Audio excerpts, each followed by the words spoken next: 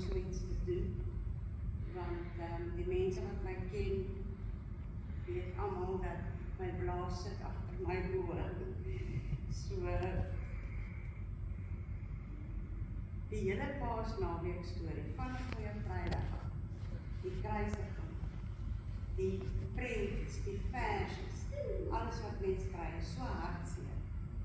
En tot met die opstanding, wat nou weer 'n blye gebeurtenis is, wil ek net heeltyd aan, want ons huil mos as ons bly is, nie net as ons sad is, of ek doen ten minste. Daar's 'n vers in die Bybel wat ons almal baie goed ken, en ek gaan dit lees. Dit sê, want so lief het God die wêreld gehad, dat hy sy eniggebore seun gegee het, sodat elkeen wat in hom glo nie verlore mag gaan nie, maar die ewige lewe kan hê. Jy kan jou naam daarin sit, want so lief het God die wêreld gehad. Jy kan sê, want so lief het God vir Jamie gehad, so lief het God vir klein sissetjie gehad, dat hy sy seun gegee het. Nou, vir my, hoe lief moet mens wees vir iemand? Hoe lief is dit? Ek weet daarom nie, of ek so lief is vir enige iemand, dat ek my kind sal opoffer, vir so 'n persoon nie, vir enige iemand. En dan, so lief het ons, het God die wêreld gehad, ons moet onthou dat ons naaste, ons vyande, die ouens wat ons nie so goed oor die weg mee kom nie, almal, dit is die wêreld. En God het almal so lief gehad, dat hy 'n kind van hom gegee het, om vir ons sondes te sterf, sodat ons die ewige lewe kan hê.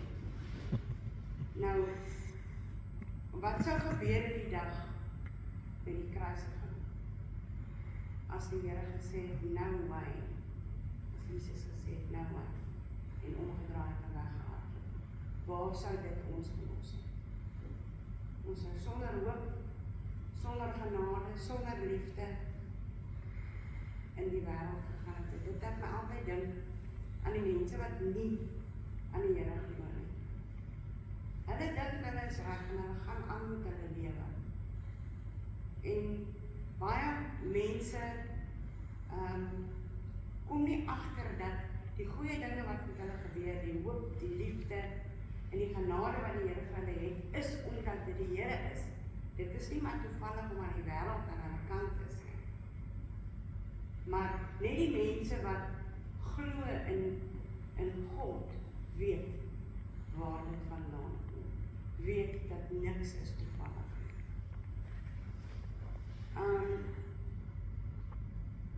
op die derde dag het hy opgestaan, en ons almal ken die storie, maar Handelinge 10 vanaf vers 40 sê, hy het op die derde dag weer opgestaan, en hy het gesit aan die regterhand van God, en hy het ons as sy witbroodjies gekies.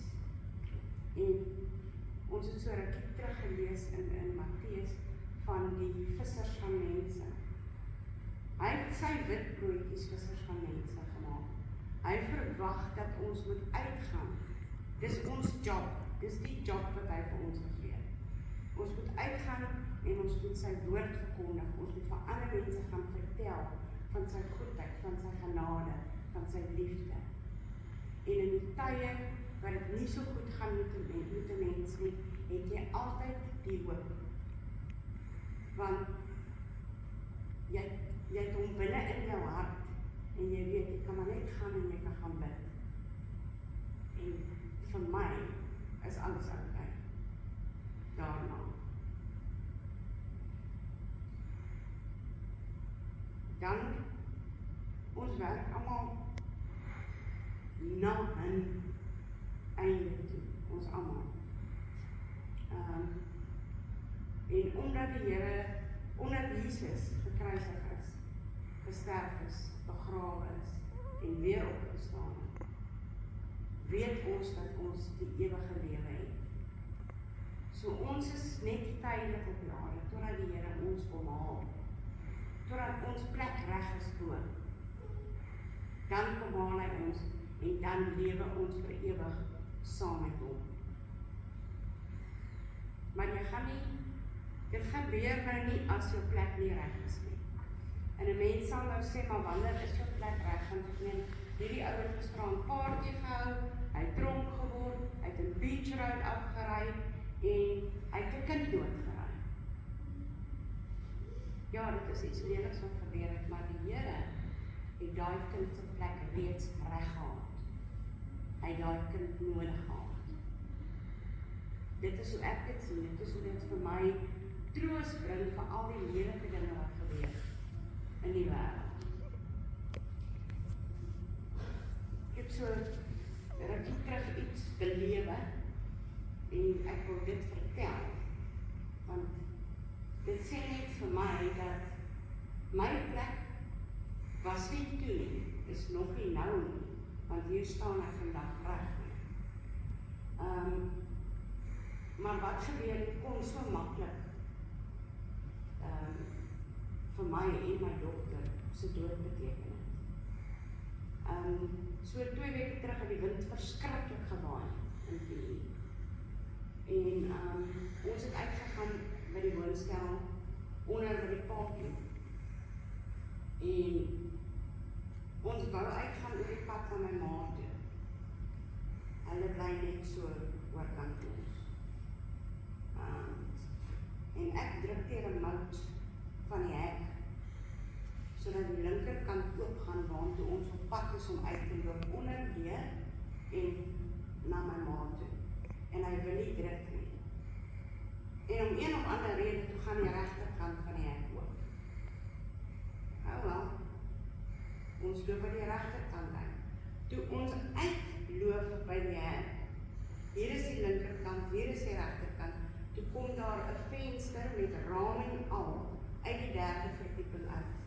Uitgewaai, uitgeval, ek weet nie, en hy land hier waar die kind is, langs my, en my dogter.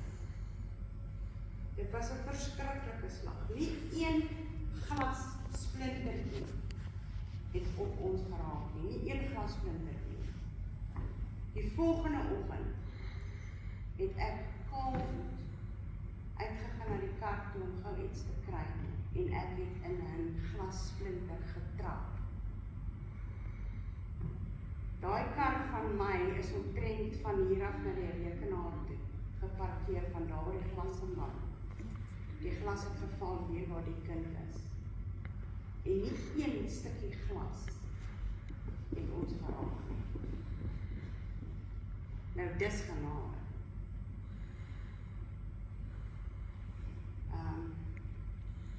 Dit beteken maar net dat daar is nie beter manier om te sê, jy kan dit nie in Afrikaans eintlik op 'n lekker manier sê, maar the Lord has your back.